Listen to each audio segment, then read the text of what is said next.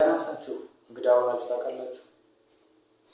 ማለት የማትጠብቁትን ድርጊት ራሳችሁ ስታደርጉ አግኝታችሁ ታውቃላችሁ? ሰላም፣ ናታን ይባላል። ይህ ይጠቅማችኋል ብዬ የማስበውን ሀሳቤን የማቀርብበት ቻናሌ ነው። ሰብስክራይብ በማድረግ ቤተሰብ መሆን ትችላላችሁ። እስኪ ወደ ርዕሳችን እንመለስና ይሆናል ብላችሁ የማትጠብቁት አይነት ማንነት አግኝታችሁ ታውቃላችሁ? ማለት ራሳችሁን ማለት ነው።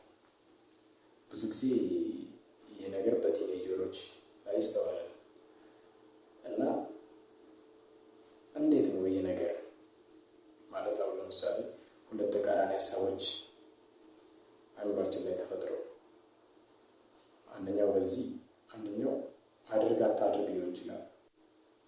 ዘን ራሳችሁን እያደረጋችሁ ልታገኙ ትችላላችሁ።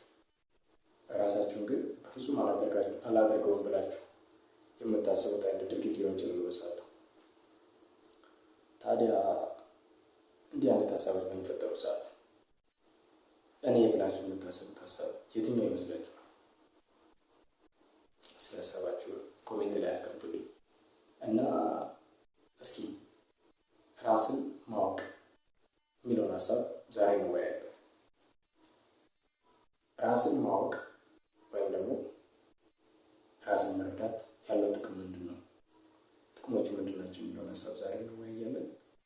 አብራችሁ የመጀመሪያው ራስን ማወቅ ጥንካሬ ወይም ደግሞ በጎ ጎኑን እንድንለይ ይጠቅመናል።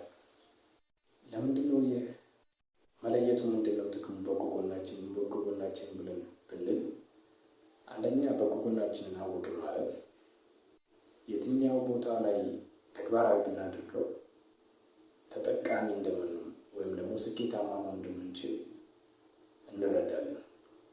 ሁለተኛ ደግሞ ድክመታችንን እንለይበታለን። ድክመት ሁለት አይነት ነው። የመጀመሪያው መስተካከል የሚችል፣ ሁለተኛው ደግሞ መቀበል ወይም ደግሞ ተላምደን አብረን ልንኖር የምንችል አይነት ድክመቶች አሉ እና ድክመቶቻችንን ለየን ማለት ደግሞ አይዘር እናሻሽላቸዋለን ወይ ተቀብለናቸው አብረናቸው እንኖራለን ማለት ነው። ሶስተኛው የደስታ ምንጭን ለመለየት ነው። የትኛው ነው የደስታ የትክክለኛ እኔን የሚያስደስተኝ ነገር በትክክልም በእውነትም ማለት በእርግጥም ይህ ነገር እኔን ያስደስተኛል ወይ የሚለውን ነገር እንረዳለን።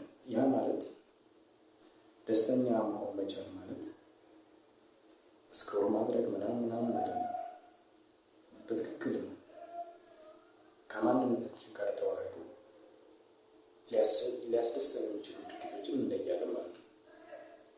ከዛ በመቀጠል ደግሞ ይህን ለየን ደግሞ ማለት የሚነጥቀን ደስታችን የሚነጥቀን ድርጊት የትኛው እንደሆነ በዛው ማወቅና መረዳት እንችላለን። አራተኛው ዓላማችንን ወይም የተፈጠርንለትን ላይፍ ኦፍ ፐርፐስ ለማወቅና ለመረዳት ትልቅ ጠቀሜታ አለው።